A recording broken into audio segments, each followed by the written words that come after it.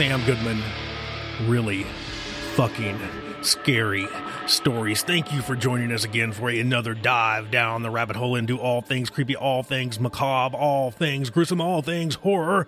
Thank you for being here today. Before we get too far into this thing, do me a favor, head over to the website, www.palehorsemedia.co. You can follow along with this podcast and all kinds of other ones, such as the Hot Nerd Podcast and Hey Y'all with Sam Goodman. We also have an epic merch store, if I do say so myself. I've shared with you before, I'm a nerd for like good t-shirts. I'm a nerd for good hats. They have to fit a certain way. Both of those things, right? Hats, t-shirts, all the above. It has to fit right. It can't feel like, especially t-shirts, it can't feel like a cardboard box.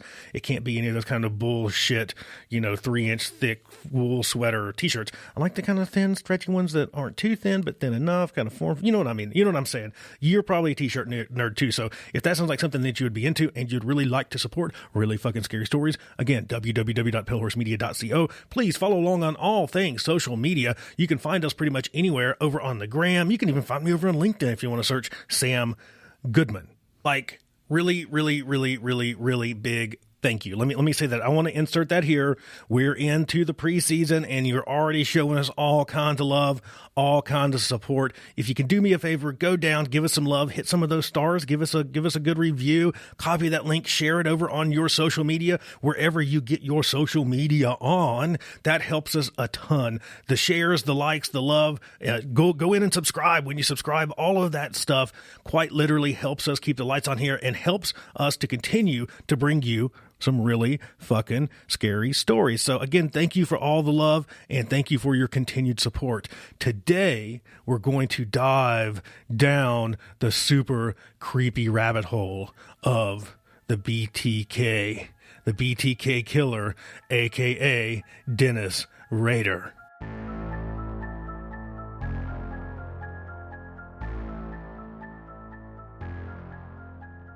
For 31 years, a man terrorized Wichita, Kansas. His first acts in 1974 left 4 members of a family dead. After the killings, the attacker killed again 6 more times between 1974 and 1991. This killer was known as BTK.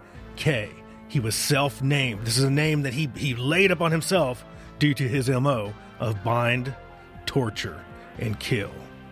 Rader was born in 1945 and grew up in Wichita. He entered the Air Force when he was 21 and would be stationed across the U.S. and Japan for the next 4 years. He claimed in letters that he would enact bondage fantasies by drawing pictures and then burning them when he left base. In his 30s, he claimed he attempted bondage on prostitutes, but that they found him, quote, too scary. Rader often lied in his letters to authorities, purposely misspelling words and using poor English. Rader began working for ADT Security as an official in the Wichita area in November 1974. His murders began earlier that year. In January 1974, Rader perpetrated his first attack, which left 4 dead. Rader wrote that he had crept in through a detached garage, that he had a knife and a .22 caliber handgun. He tied up the family, placing a plastic bag over the children's head. He then strangled the parents in their bedroom before taking the children into the basement where he killed them. Rader would repeat his home entry tactic. He would stalk victims, wait in their homes, and then cut phone lines. He would later tell the court that he received sexual gratification during the strangling, in which he would suffocate his victims to the point of unconsciousness before giving them air. He would repeat this until he had finally killed them. Rader used other murder techniques as well. In April 1974, Rader stabbed Catherine Bright in her home. He would take credit for the Otero murders, the family murders that we just talked about later that year, again in a letter to the Wichita Eagle. Rader waited almost 3 years before his next killings. In March 1977, he tied up and strangled Shirley via Redford in her home. In December, he did the same to Nancy Fox. Rader even called in to report the crime. In a letter to police, Rader bragged about the killings, recounted how he spotted Fox while cruising the area. He broke into her house and waited for her, and then strangled her with his belt. 8 years passed before the next murder, Maureen Hedge. Rader strangled Hedge, who lived down the street from him, in her home in April 1985. In September of the next year, 1986, Rader strangled Vicky, I'm going to try this last name, Vicky Wergel, we're going to run with it, but did not take credit for the crime. In January 1991, he killed Dolores Davis, leaving her body in a ditch. After the Davis killing, Rader went quiet. At this point in his life, he had moved to Park City and started working as a compliance supervisor. In March 2004, the Wichita Eagle published a story on the 30th anniversary of the Otero murders. The article reflected on the memory of the killings and noted how Kansas students no longer recognized the name BTK. Incensed by the article, Rader sent the newspaper, he sent the Wichita Eagle, evidence of the unclaimed Vicky, again, apologies on the last name, Vicky Wergel murder, including photos he took of the killing. The evidence helped connect Wergel with BTK's other killings. This crime was also contained DNA that until then had been unmatched. Police were now able to confirm that the DNA belonged to BTK.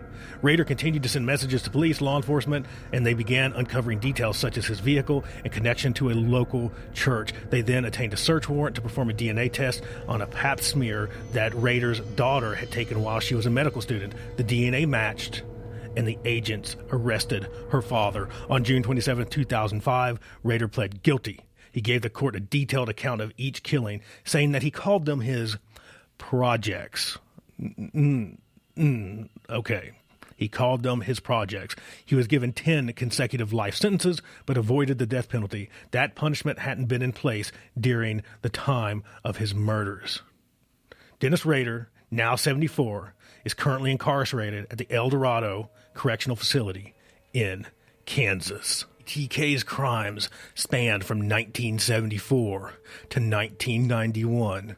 The case grew cold, and finally, the nightmare was over with Rader's arrest in 2005. It took a long time, but justice was finally served.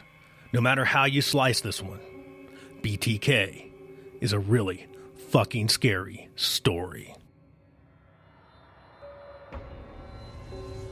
Have you had a really fucking scary experience? Have you seen a ghost? Have you been on a macabre adventure? Would you like to share it on air? Would you like for us to tell that story? Or you just have something horrid that you would like for us to talk about?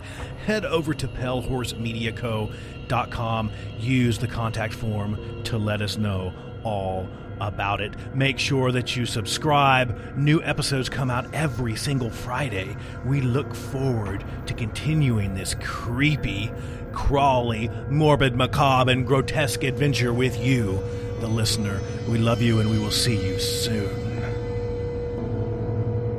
Thank you for joining us today on our trip into the dark.